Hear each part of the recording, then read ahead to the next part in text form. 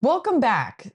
Today we're chatting with Natasha Blaine, a Nashville-based singer, songwriter, and recording artist. As a full-time artist, she collaborates, records, and performs with her band, The Intuition, to create groovy soul pop tunes. In this episode, we discuss Natasha's musical journey, starting with voice lessons at just 6 years old. Everything changed when she moved to Nashville, Tennessee from Washington State, a move inspired by a chance encounter with musicians while visiting London. Natasha shares stories about the impact of Nashville's songwriting community and her involvement in writers' rounds in the early stages of performing. We also dove into Natasha's creative process, including collaborating with her band, The Intuition, and their latest project, a live recording session. She highlights the importance of live music and the spontaneity and rawness it brings. Now let's chat with Natasha Blaine.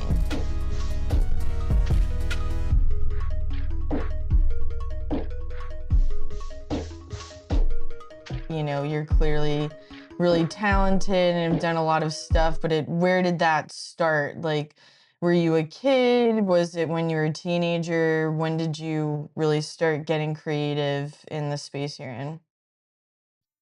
That's really kind of you to say. Thank you. Um, yeah, as long as I can remember, I've always been a singer. Like, I've always loved singing. And when I was about 6 years old, my grandmother, who's like a really big music fan, she's not professional by any means, but like she loves music and loves singing. She went to my mom and was like, "You've got to get this girl enrolled in some voice lessons because she clearly has a natural gift for this." So I started voice lessons at 6 and then started playing guitar shortly after that when I was like 9. And from there, like I just was doing music as my main like extracurricular activity like throughout college or sorry, throughout high school. And going into college, like I didn't know that music was necessarily like what I wanted to do as a career. So I went to school at a school in Seattle called the University of Washington, and I was studying English literature and just like doing a cappella, taking some music classes, just like dabbling in it. And it wasn't until like I was a year and a half into that English program that like I went on a study abroad program to London, and I was just out one night with friends and we ended up chatting with this group of musicians at some bar, like super random, not like Harry Styles. It's like super random, like gigging musicians. And they were just talking about like their touring schedule and how they like recorded an album. And I was like, oh my God, this is what I want to do. So from that moment on, I decided to move to Nashville and I transferred schools to Vanderbilt. And from there, I like really put this into my priority as my career. That's awesome. So, what kind of musicians were the ones that you met when you were in London? Were they like local to the area or? Yeah, they were all like from London or like British, but just like singer songwriters. People, I feel like it's London is one of those huge like music hub cities, so it's just like Nashville, where like every other Mhm. person you meet is a singer songwriter. I guess like Yeah. in London, if you're in the like certain circle there, there's a lot of music there. Yeah. And like what kind of music did you listen to growing up? I grew up listening to so many different types of music. Like my family really loves jazz, and like I grew up listening to a lot of like it's classics like Ella Fitzgerald and Frank Sinatra, and then also like a lot of country music, surprisingly, like 90s country and like 2000s country, like Rascal Flatts and Faith Hill and Tim McGraw. That's like some of my mom's favorites, but mostly like the biggest the biggest band that I guess like stood out to me as a kid was the Beatles, and I still would consider them like my favorite band. Yeah. Yeah, I mean, that's like pretty much as classic as it's gonna get. But I think it's cool when you're like growing up and just kind of like listening to whatever like your mom is listening to, how that can like impact your music taste when you're a kid and then sometimes when you're growing up. Like Red Hot Chili Peppers, like my dad always played that when I was like younger, a kid, and like to this day I still love them and like that sort of rock from that time. But I'm like, if he wasn't listening to that, like, would I really know about them that much? Probably not. So I think that's cool. And then how it affects you, like, creatively as you're looking to be inspired for your own music. Yeah, it is really interesting. Like, I'm like, would I have ever, like, I probably would have discovered like the White Album by the Beatles at some point, but it wouldn't have been like so pivotal in like my fifth grade life. Yeah, yeah, definitely. Exactly. So when you moved to Nashville, did you feel like that really had an impact on your creative process? Like, can you talk a little bit about like, who you met? Did you go to certain like events or like writers rounds, or how did that move really impact your journey once you decided I'm doing this full time? Why Nashville? Yeah, once I moved to Nashville, like everything changed for me because before I moved to Nashville, I hadn't seriously written very many songs. Like I had a very difficult time calling myself a singer-songwriter because I'd written like 5 songs. But when I moved to Nashville, like it's such a huge songwriting town and that really threw me into the practice of like regularly writing songs, like both with people and by myself. And like when I first started like playing open mics and stuff, I remember I think one of the first open mics I played was at Tennessee Brew Works, which is great. They've got a really good Caesar Hmm. salad. If you ever find yourself there. Forget the people. Let's talk about the Caesar salad. It's like the life changing Caesar salad. Like best one I've had. That's where everything changed. It's all the salad. But Oh, that was one of the first open mics I ever played. And I was like fully committed to like meeting new people, writing with whoever I could. So I was writing country music, I was writing rock, I was writing with people, you know, 40 years older than me. Like just like doing everything I could because like Nashville has that really cool sense of like community of songwriters and artists who are like kind of just starting. So I found hmm. those people and like surrounded myself with them. And, for a while I was doing like maybe doing like 3 or 4 writers rounds a week. And I'll shout out Nashville Tour Oh, Stop wow. for that. Don't know if you know them, but um, it's run by Aaron Schilb and he's amazing. And that was like a very big part in like me getting my music out there. Yeah. So you felt like the songwriting piece was just as important as like singing, and like did you do performing as well when you were first starting out, or did that come later? Because as a writer's round, you're just writing, right? I don't know if that's ignorant My gosh. to say, This is so Nashville of me to like expect that everybody knows what a writer's round is, even though it's like but specifically it's so just Nashville. So I apologize for that. yeah, Yeah, no, but I'm not musical at all. So just for context for all the people who don't know these things like me. okay, and you're not alone in that. It's like very niche. But a writer's round is a show. So it's usually at like a venue or a bar or someplace, and it'll be usually 3 to 4 songwriters on the stage, like sitting next to each other. And each person plays one song, like stripped acoustic. So it's really cool because, like, sometimes writers who have written like really big songs that you've like heard on the radio, you've heard like a big artist say like they were just a writer on it. So then they play it like stripped down, just on guitar, just on piano. And it's a way to, I think, really like hone in on like the songwriting aspect because it's really just like you and a guitar or you and a keyboard. So it's like each person plays one song and then you go back around and then each person plays another song and you do that for about an hour. So it's like 3 to 4 songs each person and it's very it's very like community driven and collaborative because it is so like there's multiple people on stage and like you're all presenting your own songs like together. Yeah. So Yeah. it's really cool. It's a really cool thing that Nashville does. Yeah. Is there an audience then? Yeah, there's an audience. Oh, okay, there's an audience. Okay. Yeah, it's like I feel like I need to go to one of these as a spectator. you should look up one of my favorite venues that does writers' rounds is the Listening Room, which is like kind of Okay. downtown Nashville. They have shows like every night, and they have some really good songwriters.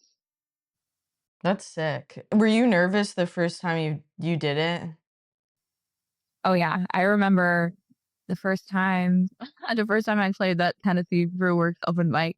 I remember like looking down, and my leg was just like shaking. Like I could not like figure out how to stop it from shaking uncontrollably. But I got through it. Yeah. It doesn't happen to me anymore. That's great. So you perform now, you know, have music out. What is like your process now when you want to create new music? Like, does it start with the song and it's just you writing it? Do you like write with other people or where do you kind of start now that you have more experience and your footing under you? Or is it different every time? Yeah, now that like I've I've had more experience, I've kind of figured out like what works for me, and I'm also really open to like always kind of working on that and always like being open to new ways of creating. So recently, like I will usually come up with a song idea myself or with another songwriter and then take it to a producer who is lately has been Carl, my boyfriend and drummer. And Oh, hell yeah. In-house. sometimes we will also, yeah, it's in house. We've got a studio in our house, very convenient. Oh, that's so cool. No, it's awesome. But like we will collaborate together, either just on the production or on everything from like the conception of the song to like the production.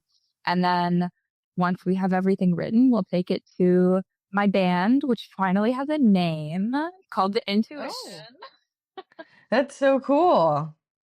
Yeah. So, yeah, I've been playing with my band for like almost 5 years now. Is that right? 4 years. I can't do math. It's been 4 years, but they have been a really important part of like my sound in the process. So, we'll record whatever needs to be recorded with the band live because I like doing it that way. And yeah, that's how my songs are typically recorded. So are the like instrumental part, is that already kind of like written and like, I don't know if it's written out or thought about ahead of time, or do they have a part in kind of crafting that as well? They definitely have a part in crafting that. I think some parts, like when I'm writing a song, if I'm like, oh, this is exactly how I want the bass line to be, or like somebody comes up with like, this is the guitar riff that's going to repeat here and here, like those will be predetermined. But I just love the magic of getting into a studio and like bringing bringing new things to the song that you don't expect ahead of time just because of like being in there and creating together. Like you never know what you're going to get until you record it. And that's like the beauty of live recording with a full band. Yeah. Yeah, I think that's awesome. I think, creating in general, you can always have a plan, but then it's actually once you get together and you're in that mental mode and you're feeding off of each other's energy, there's just an additional layer of unexpected things that happen that ended up making it as great as it is, which is super cool. And how many people are in your band? Yeah. So I've got Carl Lungmas, my drummer, and Noah Miller is my guitar player, and then Josh Karras is my keyboard player, and then we also have some other guys who will play with us, like for gigs or come into recording sessions. But like that's the OG group that's been playing here since 2021. That's cool. And so you said there's a name now. Is that something new? Yeah, that's something new. I have like wanted to name my backing band for years now, and I just was waiting until the name finally felt right. And I didn't want to like rush into it because it's not like because I'm still releasing music under my name, under Natasha Blaine. Like I'm not making like a new Spotify page or new social media for the band, but Yeah. like I like having that name because it makes it known that like this is my cohesive band. It is the same people at the show. It's the same people on the record. It's the same people in the video. And like they are very much a part of creating this music. So that's why they're called the Intuition. Is that what like inspired the name of like just waiting for the right time and you're following your intuition on what to name them and you're like, okay, that's the name? Partially. I remember I'm a big fan of the sauna, and I was in the sauna one day and I was just like, it's always like a good like creative zone for me. And I was just thinking like, oh, it's gotta be something like intuitive. And I'm like, that's it. Intuition. I sat with it for like a good few months and just like thought about it. I asked them, of course, because like I want them to feel like connected to the name too. And um then we decided to kind of roll it out with this new live album that just dropped as of today, 2 days ago. Yeah. Yeah, that's cool. And that was something I wanted to bring up, and I think it makes sense that you always have the same band as the live recording that you did, and just kind of like what inspired wanting to do something live. Was it to like showcase the band and that you are a cohesive group that always work together, or what made you want to do that project? Thank you. I wanted to do a live project for a long time, and I, like I said before, like I just love the magic that happens live when you're recording music with a band in the studio. Like I studied jazz in school along with English, and like one of the things about jazz that I just love is how every time you play a song, it can be completely different. Like, yes, there's the chart, there's the lead melody or whatever, but like every performance is going to be different because it's jazz is about improvisation. And I want to take that like level of humanness that improvisation brings and like the imperfection and like the fact that mistakes can be made and we're not perfect. We're not AI. Like I Yeah. wanted to take that and like make that a really big part of my artistry because I think like in today's day and age of a lot like I love pop music. I love Sabrina Carpenter, love her new album, Mm. but it just a lot of the music that's popular today feels very like it doesn't feel very organic. And like there's such a Mhm. place for that and I love it and I'm a very big fan. But I think on the other side of that, like there is a craving for something that's real and something that's like human. And that's the role that I want my music to fill. Yeah. I love that. And I think living in Nashville, it's sometimes hard to forget that live music isn't as accessible or as common because, you can go to like so many different restaurants and there's just always somebody singing. You land in the airport and there's someone singing and playing guitar and, there's live music all around, but so many other places that's not the case, and that's definitely like one thing I miss about living in Nashville is just how there's live music everywhere. So I think it's cool that you like took the time and had that intention to be like, I want to record this and have it be live and be able to give people that experience of something that's more organic and less polished and just is still really creative. Thanks. Yeah, I think that's very true. Like you can throw rock and find a great musician in Nashville, but like the rest of the world, that isn't really the case. So, Yeah, exactly. Um, and how long have you lived in Nashville now? 7 years. 7 years. Do you see yourself like, I guess what kind of future endeavors do you see yourself getting into or looking forward to? Like, does Nashville feel like the place, or you're kind of like, oh, I could be open to something else in the future? Yeah, I think about this a lot. I, like I said, I went to college in Nashville, and then like I've been here for I guess like 4 years since, and I really don't see myself leaving anytime soon. Like, there's not really Mhm. another place that I would want to live necessarily. Because if you want to do music, you want to be like where it's accessible to like network with other people, and it's accessible to like find musicians to collaborate with. Like, I had a studio session the other day, and we were just like really, we were like, this song would sound really sick with the flute. That'd be really cool. Let's find somebody to come in and play flute right now while we have the studio rented out. And I like called, texted all these different people I knew who played flute, and we found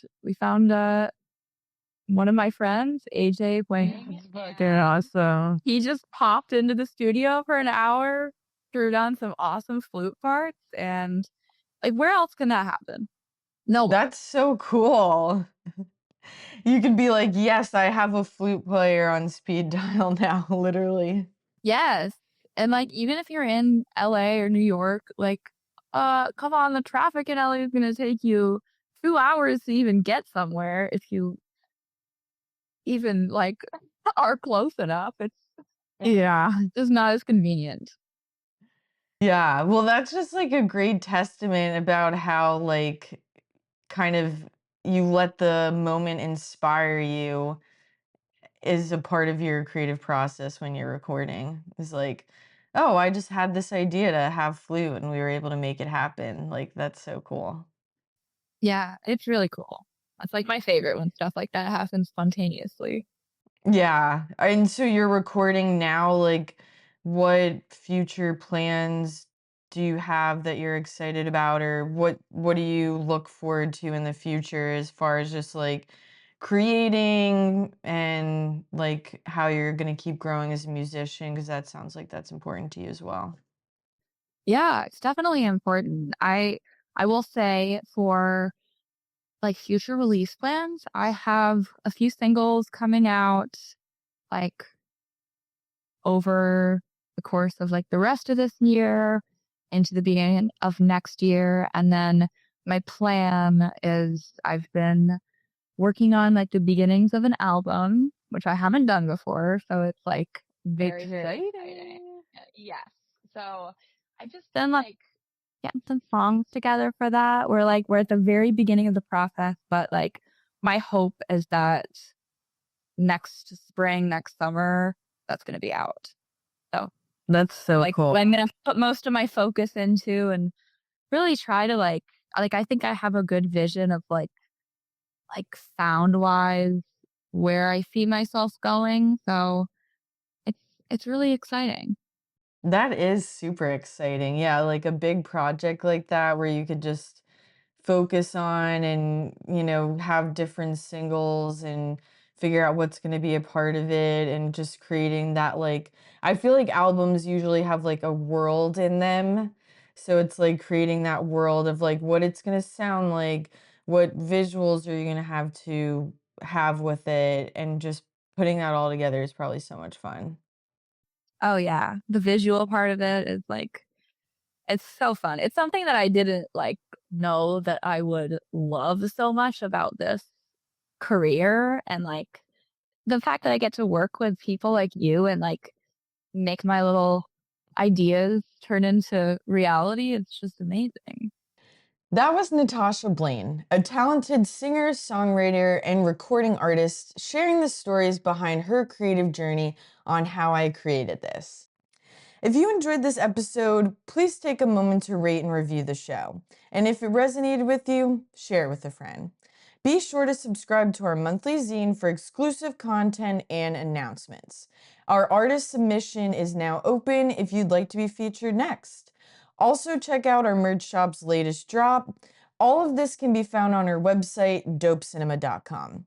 Your support means the world to us, and we cannot wait to keep bringing you more inspiring stories from creatives across every genre. Until next time, bye guys.